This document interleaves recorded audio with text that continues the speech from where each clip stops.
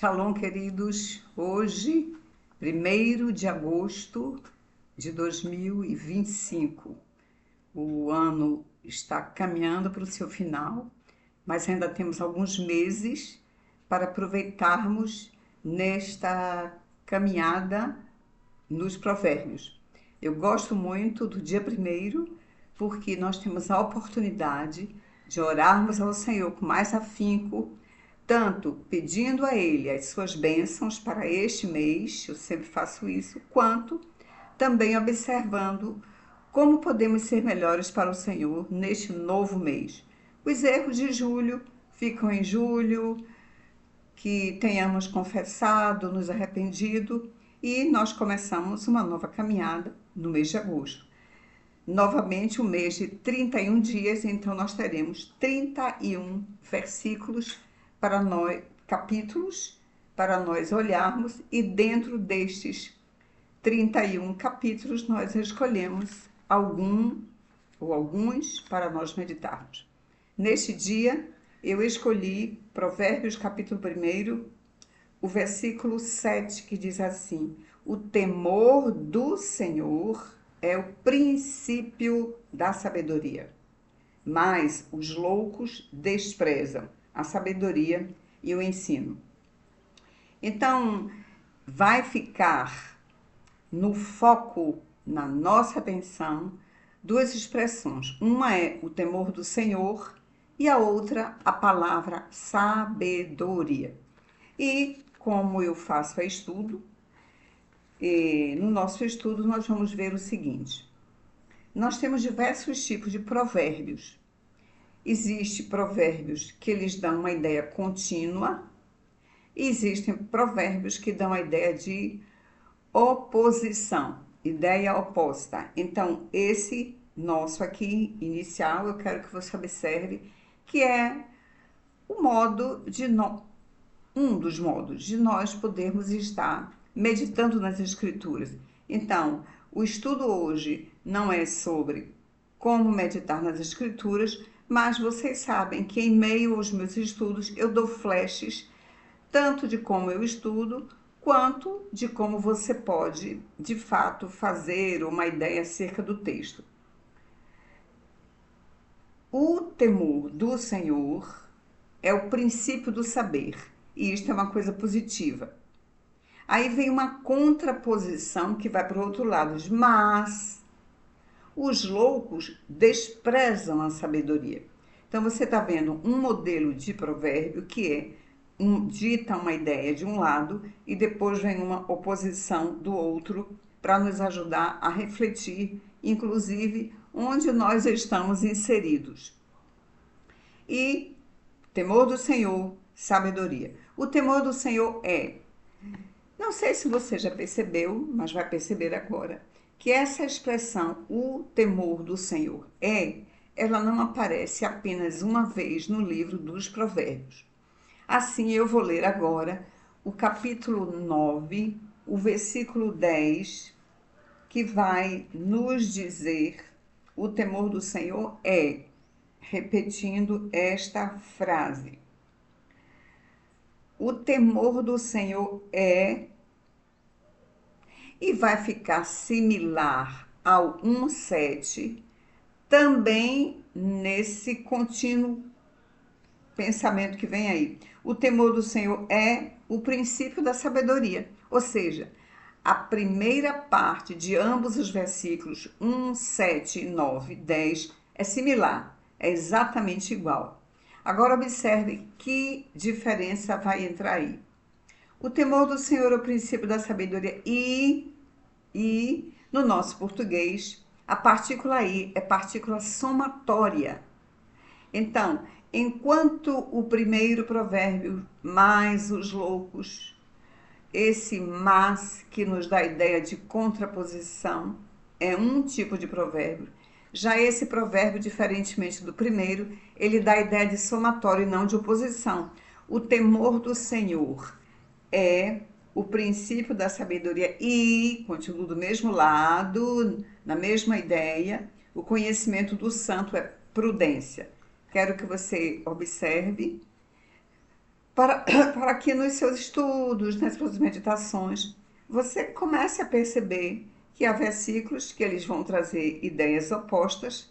Jeremias chegou, e há outros versículos que vão dar ideia de somatório. Jeremias começou a brincar.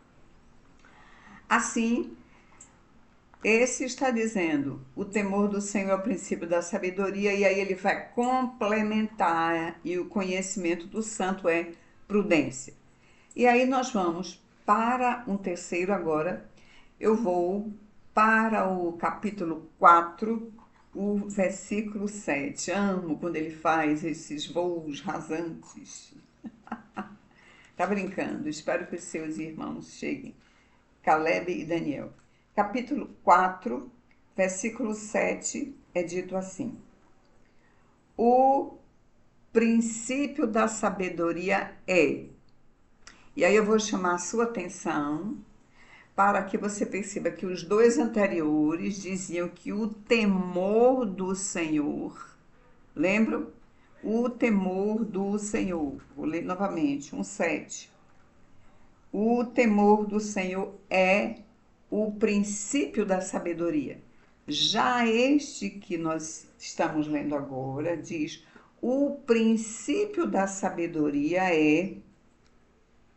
Agora, se nós ligarmos, temor do Senhor é princípio da sabedoria. Temor do Senhor é o primeiro degrau da sabedoria. Aí agora esse versículo já vem dizendo assim: o princípio da sabedoria, o primeiro degrau da sabedoria.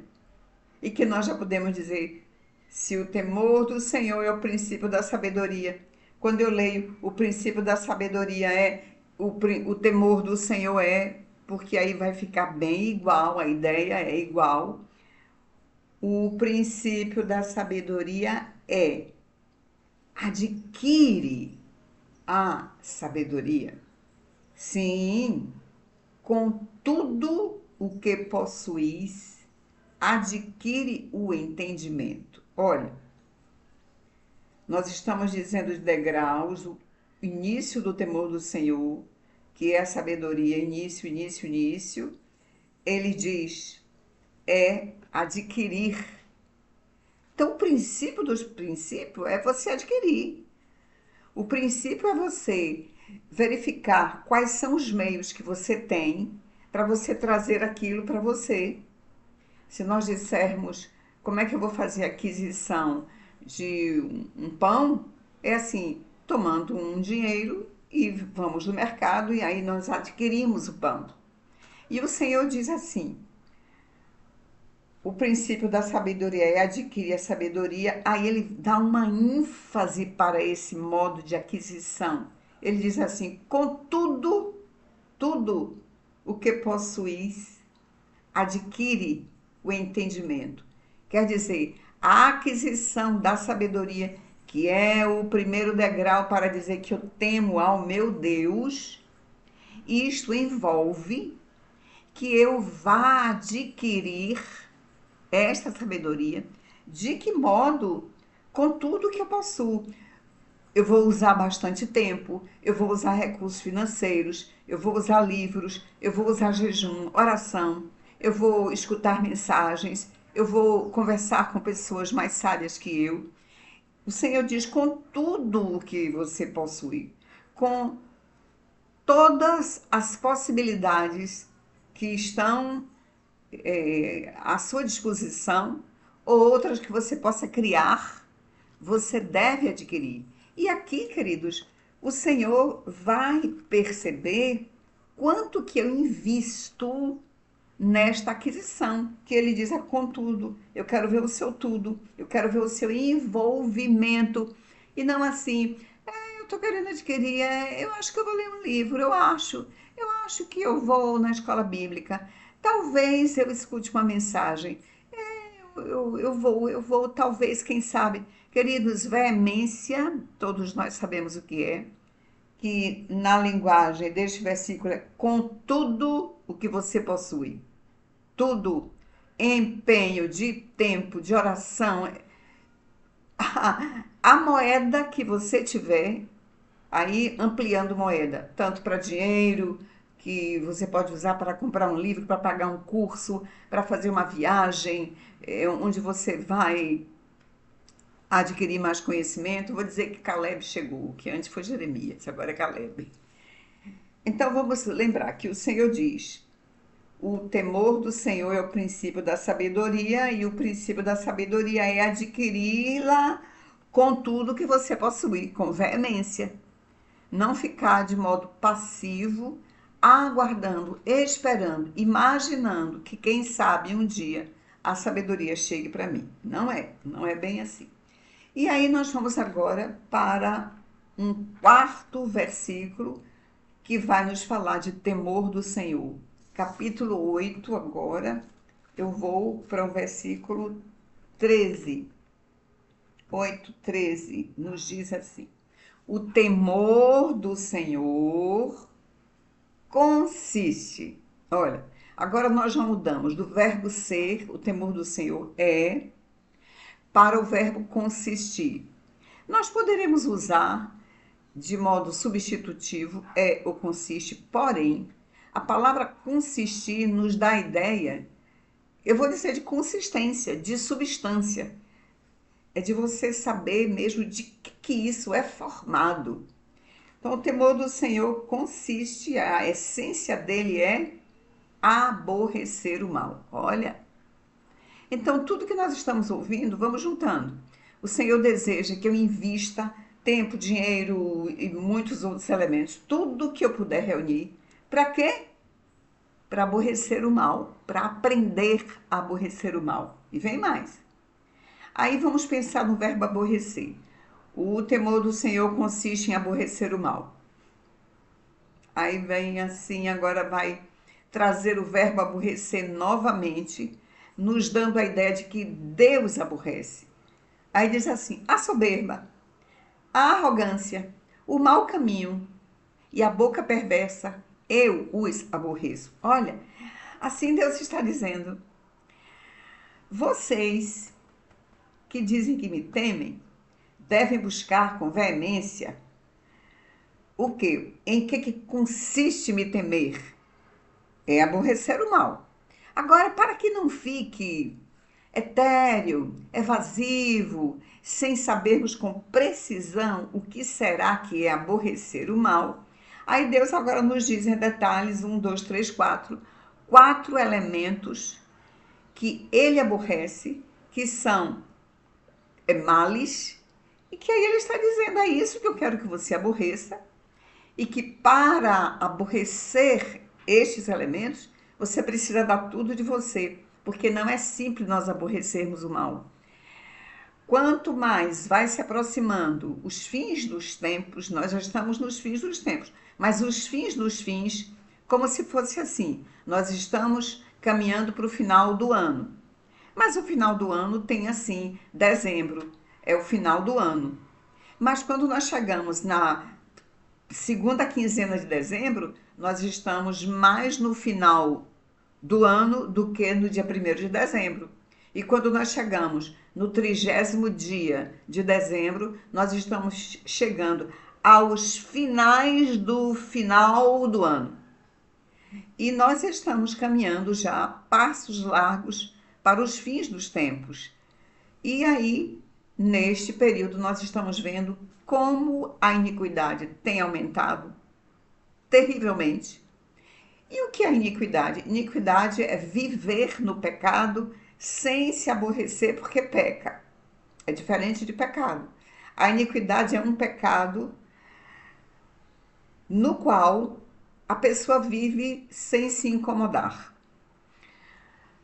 E a palavra do Senhor nos diz que pecado é a única coisa que nos afasta de Deus. Ora, se o pecado é o único elemento que faz com que o meu Deus fique lá e eu longe dele, ele está dizendo: esse é um grande mal. E eu desejo que você invista o máximo que você pode nesse temor a mim, nesta sabedoria que é você. Agora vamos aos 4 elementos. Você, aborrecendo o mal, você deverá aborrecer especificamente isso: a soberba, a arrogância, o mau caminho e a boca perversa. Eu os aborreço. Eu, Deus, os aborreço.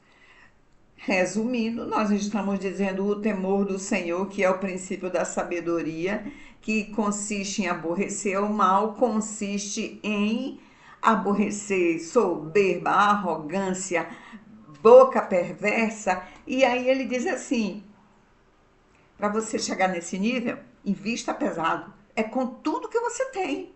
Não é levemente, de vez em quando der, eu vou pensar nisso. Não, é com veemência, é com vigor, porque afinal de contas, nós estamos querendo agradar ao nosso Deus, temendo, tentando evitar cada vez mais o pecado, que é aquilo que faz separação entre nós e Ele. Então vamos ver esses 4 elementos, principalmente eu quero ver os 2 iniciais. Por causa disso, eu vou falar dos 2 últimos, para depois eu me deter nos 2 iniciais. O mau caminho. Interessante que essa expressão, mal com U, eu não sei se hoje os pais ainda falam, mas nós ouvimos assim: olha, andar com aquela pessoa é um mau caminho. Aquela pessoa anda no mau caminho. E aí nós sabemos que mau caminho tem a ver com desonestidade, com prostituição, com roubo, com displicência nos estudos, com não desejar ir para a missa para quem é católico, para o culto para quem é evangélico. Então, o mau caminho, fulano anda no mau caminho, não ande com ele não. E o Senhor diz: pois é, você deve detestar, aborrecer o mau caminho. Ou seja, não é apenas identificar como mau caminho. O Senhor diz é para aborrecer. E eu usei a expressão detestar porque tem uma outra tradução bíblica que usa exatamente a expressão para detestar o mau caminho. A outra coisa que Deus aborrece, que configura caminho de mal e que Ele deseja que nós também aborreçamos, é a boca perversa. Provérbios é um dos livros da Bíblia que fala com mais especificidade sobre o uso da boca. Nós já temos provérbios aqui estudados sobre isso, mas com certeza nós voltaremos nesse mês ainda a falarmos sobre isso. Primeiro, porque o livro dos provérbios tem muitas vezes o cuidado com a boca, com a língua, com as palavras. E segundo, porque a nossa vida depende muito de palavra. Deus criou o universo com palavras. Então, palavras é algo muitíssimo importante e, novamente, pensando na nossa geração, a nossa geração banaliza demais o que é a palavra. Muitas pessoas dão a palavra para um compromisso e elas mesmas, elas não se importam se elas vão não cumprir aquele compromisso. Claro que nós temos imprevistos e eu digo, todo mundo, principalmente adulto, tem direito a descumprir algo porque houve um imprevisto. Agora, esse adulto deverá, em respeito a outra pessoa com quem ele se comprometeu, avisar.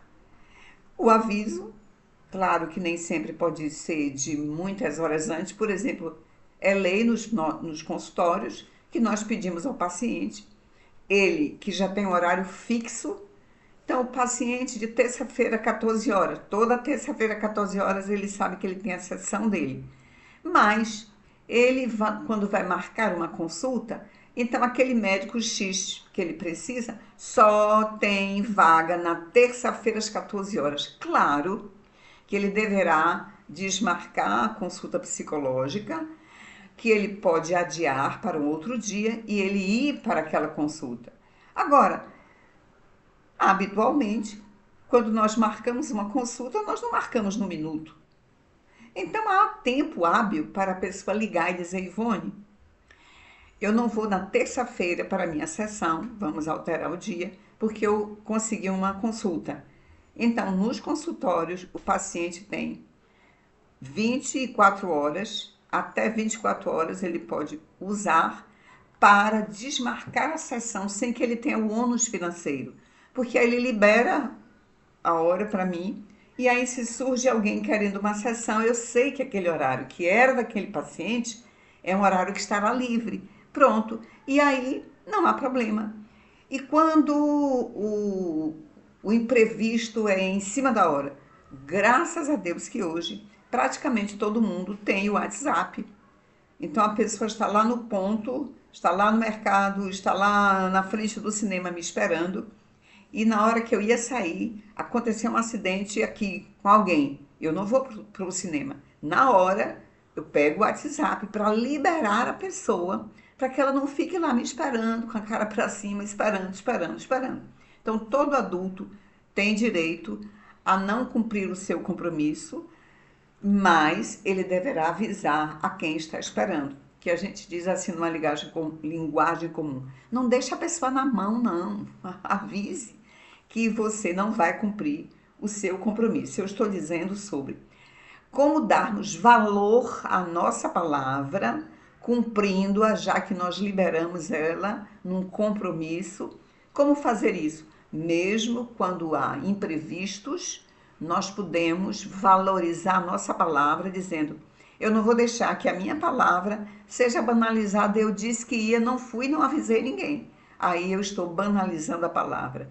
E lembre que palavra é a pérola, é o ouro, é tudo de grandioso com o qual Deus criou o planeta. E por isso ele leva muito a sério a palavra.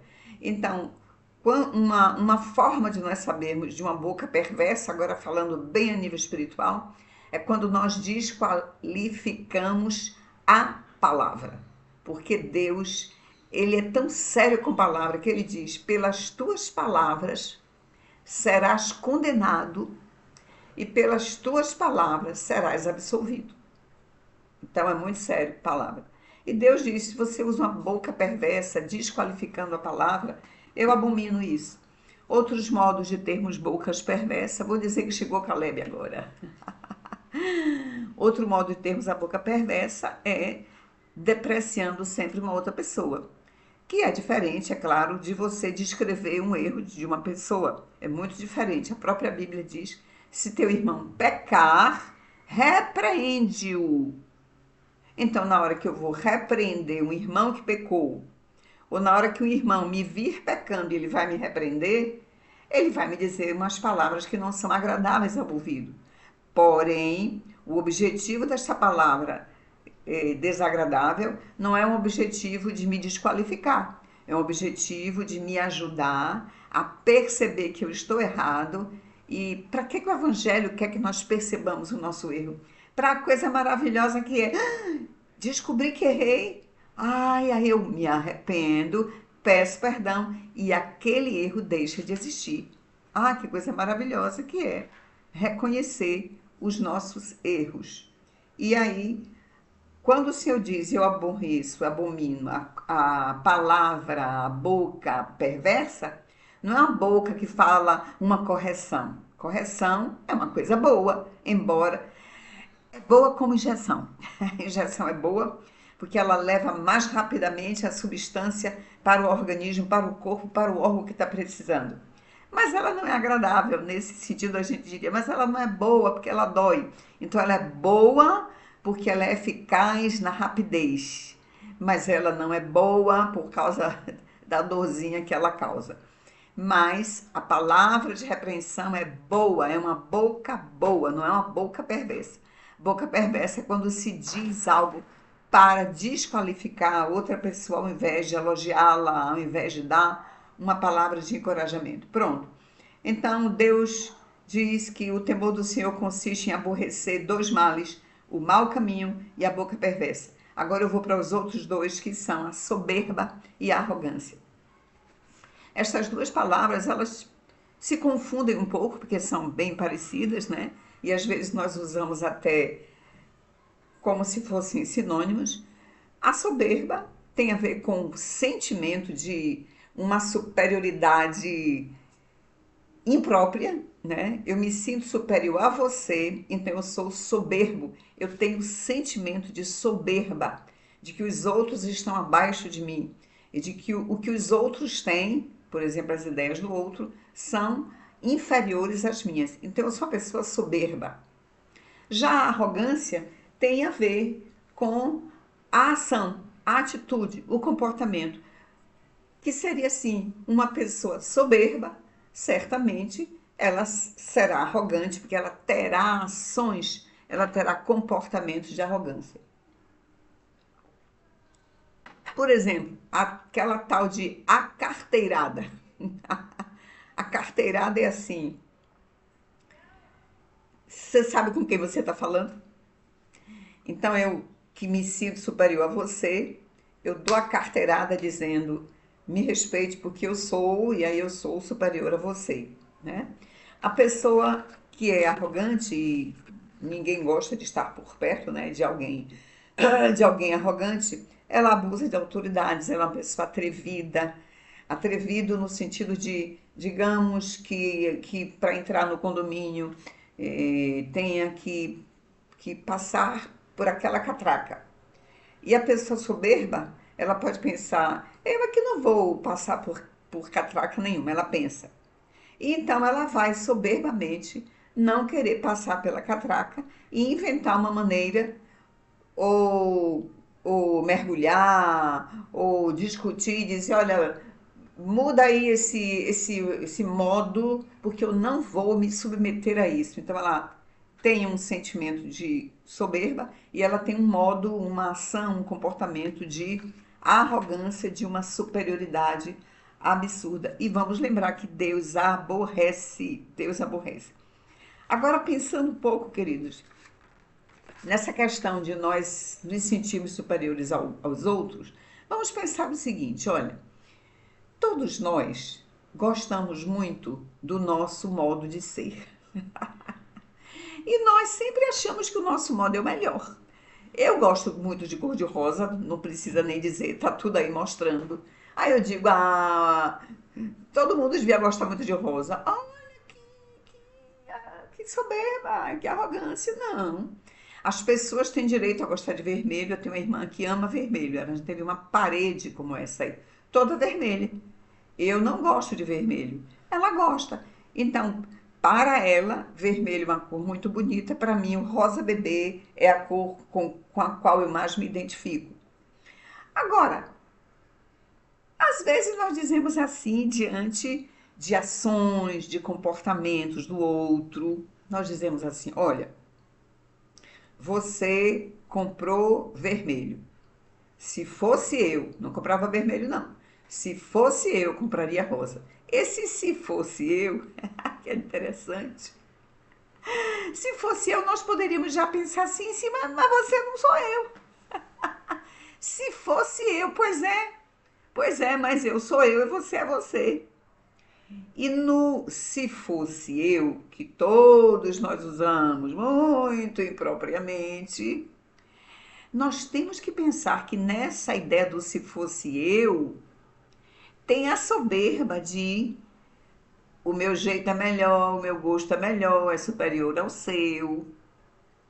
E eu vou ter uma ação que pode ser, às vezes, minimamente arrogante. Mas, de qualquer maneira, nós temos que saber que o se fosse eu, ele é impróprio já pelo fato de que sim, mas eu sou eu e você é você. Agora, queridos, quando é numa situação, por exemplo, de aconselhamento, a pessoa pode lhe dizer assim, em loja de sapato, de vez em quando eu encontro alguém que me pergunta. E você pode encontrar em outra situação. Pensa em outra situação que não loja de sapato. A pessoa chega e diz assim: você acha melhor esse ou esse?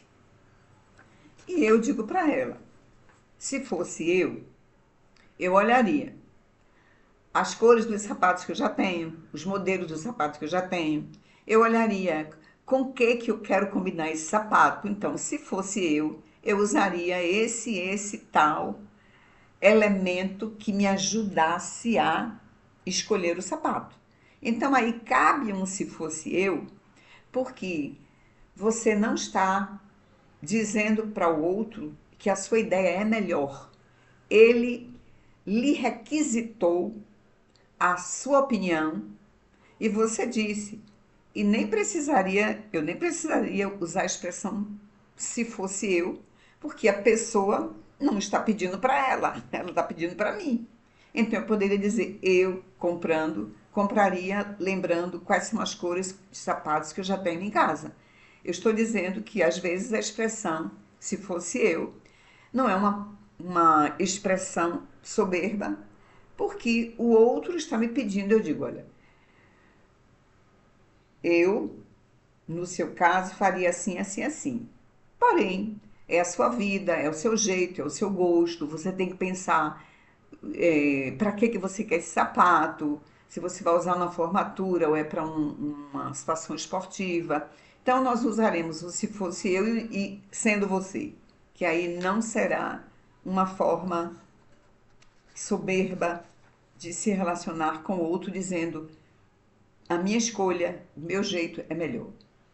Agora, nós estamos pensando que o princípio da sabedoria é o temor ao Senhor e que nós devemos buscar com toda veemência, com instância, pagando o preço que for necessário. Às vezes, querido, quando o Senhor diz busque com veemência, com instância, às vezes é até de reduzir um pouco as horas de sono, ou para ler algo, para orar, porque durante o dia não pôde, é porque eu estou querendo conhecer mais o Senhor, conhecer este caminho que é me livrar de pecado, principalmente de soberba e arrogância. E vamos pensar, já já agora nós estamos caminhando para o final, porque especificamente soberba e arrogância eu estou colocando como prioridade aqui no meu estudo, porque quando o Senhor diz que ele aborrece a soberba, nós já sabemos, soberba é um sentimento, é uma coisa mais aqui de dentro. É assim, eu me acho, eu me acho superior a você, mesmo que eu não lhe diga, mas aqui dentro tem. E a arrogância, eu vou ter atitudes e com as tais você vai saber que eu me sinto superior a você. Agora eu vou para 3 versículos, um deles está em Provérbios, no capítulo 16. Então, nós estamos no dia 1º, nós vamos buscar ajuda agora para completar a ideia. No capítulo 16, no versículo 18, a palavra do Senhor diz: a soberba, que é aquele elemento que Deus aborrece, detesta, a soberba precede a queda. Quer cair? Seja soberbo. E a altivez de espírito, a queda. A soberba precede a ruína e a altivez de espírito precede a queda. Queridos, quando eu vejo, tem uma senhora que ela era da política, na época de Bolsonaro, né, conquistando o primeiro momento em que ele foi presidente, porque ele terá o segundo também. Então havia uma senhora, loura, muito inteligente, ela teve muitos votos, mas o discurso dela era de uma petulância, de uma soberba, de uma arrogância tão grande que eu que gostava de ouvi-la, o discurso dela é bonito, mas o modo era soberbo. Aí eu disse, não sei quanto tempo, mas eu sei que eu vou assistir a queda dessa senhora, porque não precisa de eu desejar a queda de ninguém. O soberbo por si só, a Bíblia diz, olha a sequência, a soberba precede. Assim, a soberba está aqui, a queda está ali. A soberba vem na frente, logo, logo a queda vai acontecer. E aquela senhora caiu de tal modo que hoje ninguém nem ouve mais falar o nome dela. Ela saiu da vida política. E aí ele diz, e a altivez do espírito, eu sou melhor do que todo mundo. E isso aí precede a queda. Um é a ruína e o outro é a queda. Você vai se arruinar, você vai cair se você mantiver, se você alimentar, se você não der tudo, como Provérbios que nós lemos diz, se você não der tudo para você aborrecer soberba e queda. E olha, se nós dermos tudo para aborrecermos a soberba, a altivez, nós estaremos fazendo algo benéfico para nós. Nós estaremos cuidando de nós para não nos arruinarmos na vida, para não cairmos. Alguns Tem ruínas financeiras, outros na saúde, outros na moral. Vai ter ruína. O Senhor garante que soberba precede ruína, altivez de espírito precede queda. E aí, quando nós virmos algumas pessoas na ruína, quando nós virmos algumas pessoas em queda, uma coisa para nós refletirmos é: será que essa pessoa era muito altiva? Será que essa pessoa tinha um interior muito soberbo? Ela se achava mais importante, mais inteligente, mais tudo do que os outros? E isso é perigosíssimo. E o Senhor diz: dê tudo de você, me temendo, entendendo que se eu aborreço soberba e altivez e arrogância, você, me temendo, também deve aborrecer. Aí eu vou para Tiago agora, na segunda aliança. Diante dessa pessoa arrogante que o Senhor, Tiago 4, o Senhor aborrece, abomina, 4:6. A palavra do Senhor diz assim: Deus dá maior graça para pessoas que estão buscando a Ele. E aí ele complementando diz: pelo que ele diz assim, Deus resiste. Então, aí vamos dizer assim, é uma briga, uma queda de braço. Vamos ver quem que ganha quando eu estou resistindo a Deus. Deus resiste aos soberbos. Quem vai ganhar? Aqui para nós, o Brasil resiste aos Estados Unidos. Qual vai ser a queda do braço? Qual o braço que vai cair? Alexandre de Moraes resistindo ao presidente Trump. Quem é que vai cair? É simplesmente sensatez. Imaginar que se eu sou formiga, um elefante, ele vai me esmagar. Não vai adiantar eu ficar na empáfia que eu vou contrapor as minhas ideias, a minha força. Não vai dar, formiga. Admita que você está resistindo a Deus, Deus vai resistir a você, e aí não vai dar outra. A queda, é por isso que vem a queda. A queda vem por isso. Porque a soberba precede a ruína, porque Deus resiste ao soberbo. E se Deus está na contramão do soberbo, ele vai se arruinar. Se Deus resiste ao altivo, ao arrogante, ele vai cair. Porque Deus é a força do eterno contra ele. Então, ser humano e soberba não combinam. Ser humano e arrogância não combinam. E aí agora vamos ainda ao 4:6 para completar a frase. O Tiago 4:6, que aí ele vai trazer agora uma outra característica, a característica que Deus quer que nós tenhamos. Ao invés de soberba, ao invés de arrogância, diz assim: Deus resiste ao soberbo, mas... E aí é aquele modelo de contraposição do primeiro versículo que nós lemos. Deus resiste aos soberbos, mas dá graça aos humildes. Graça é assim, pode entrar se você encontra o favor do Senhor, se você tem humildade ao invés de soberba, ao invés de arrogância. Queridos, nós sabemos, digamos, eu sei mais psicologia de que um engenheiro. É claro que eu sei mais. Porém, eu tenho que ficar no meu lugar de humildade, porque ele sabe muito, mas eu não vou nem dizer de engenharia, que é um negócio superior. Eu vou dizer, ele sabe muito mais de número, vou botar número aqui, a engenharia dele toda lá em cima. Ele entende muito mais de números que eu. Então, eu fico quietinha no meu canto, dizendo, eu compreendo que eu sei mais psicologia do que o engenheiro, mas o engenheiro sabe muito número e engenharia.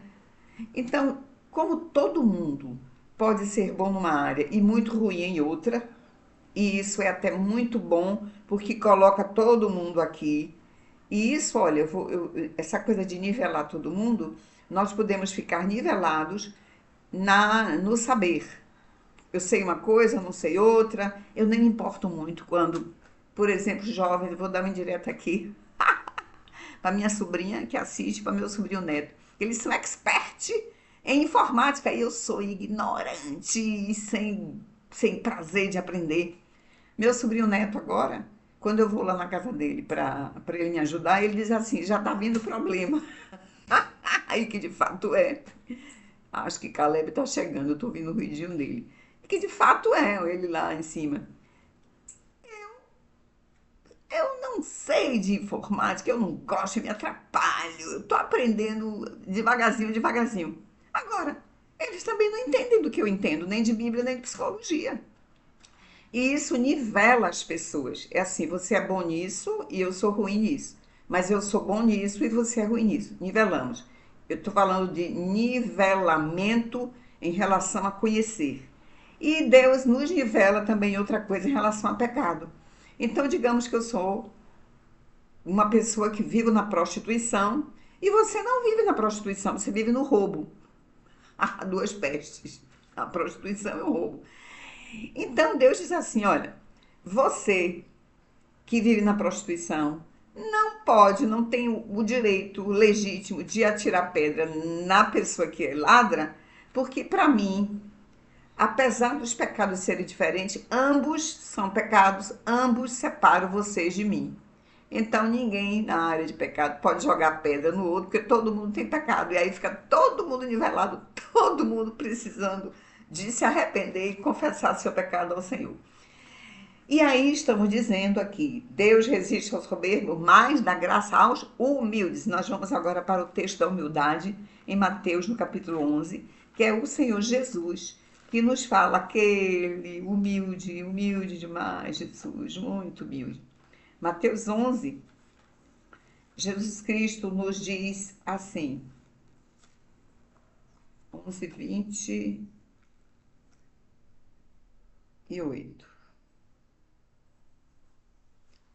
Jesus Cristo, que sempre esteve diante de multidões aflitas, multidões necessitadas, olha que araras maravilhosas. Ele queria que as pessoas fossem a ele, ele gostava e ele ainda gosta que nós o procuremos, que nós estejamos com o que tivermos de problema, que nós vamos a ele. E aí ele diz assim: vinde, ó que coisa linda, vinde, sim, venham a mim. Eu quero que vocês venham a mim. Fantástico. É Jesus nos convidando a ir para ele. Vinde a mim. Quem? Todos vós, os que estáis cansados e sobrecarregados. Quem não está? Quem não está cansado de alguma coisa na vida? Quem não está sobrecarregado de alguma situação na vida? Todos nós. Por isso, o convite é para todos nós e todos nós deveremos aceitar o convite, porque todos nós nos enquadramos ou em cansaço ou em sobrecarga em alguma área da vida. Vou começar a leitura. Vinde a mim todos os que estáis cansados e sobrecarregados e eu vos aliviarei. Olha que coisa boa! Alívio é sombra, é água fresca. Alívio é rede. Eu amo rede, eu tenho 2 redes. Ah, que coisa boa é rede. E deitar debaixo de uma árvore com frescor. Descanso é uma coisa boa. Jesus disse: eu aliviarei vocês. Eu darei descanso a vocês. Aí ele diz, na verdade, agora os passos através dos quais nós poderemos obter esse descanso que Jesus tem para nos dar. Versículo 29 ele diz: tomai sobre vós o meu jugo e aprendei de mim, que sou manso e humilde de coração, e achareis descanso para as vossas almas. Nesse nosso tempo, nós não imaginamos que descanso possa vir de humildade. Nós estamos num tempo de muita arrogância, de ostentação, de empáfia, de carteirada. E todo mundo muito sobrecarregado, precisando de muito Rivotril e outras coisas. Alguns precisam da peste, das cocaínas e tal, para trazer alívio. Mas Jesus diz, tem outra forma de se obter alívio. E essa é você vindo a mim. Agora você vai fazer o quê? Você vai tomar o meu jugo. E aí nós precisamos lembrar, queria um objeto aqui, sobre jugo, que é o seguinte. Imaginemos que nós temos dois burros de carga. E aí, sobre estes dois burros, é colocado isso que é chamado jugo ou canga, é a mesma coisa que é colocado no pescoço.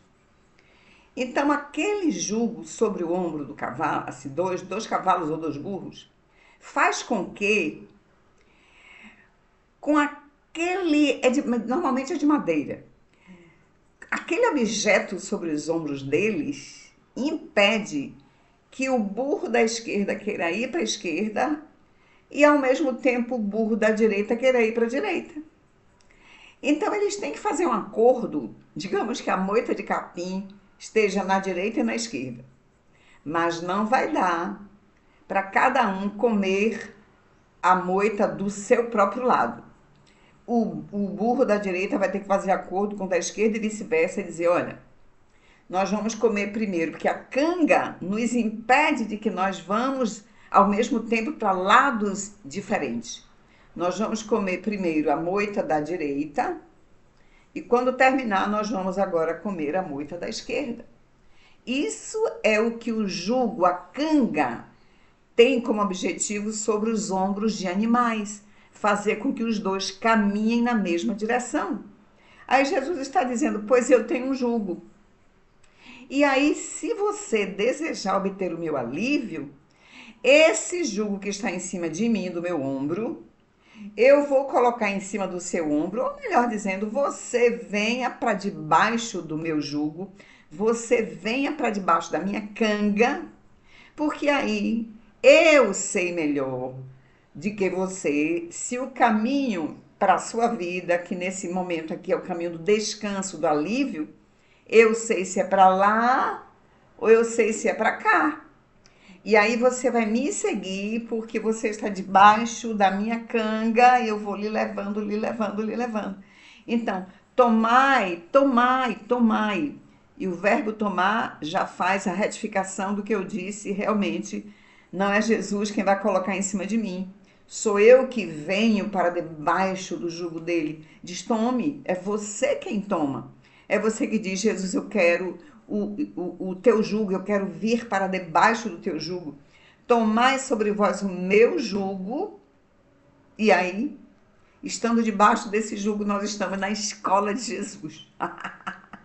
Tomai sobre vós o meu jugo e aprendei de mim, que sou manso e humilde de coração, e achareis descanso para as vossas almas.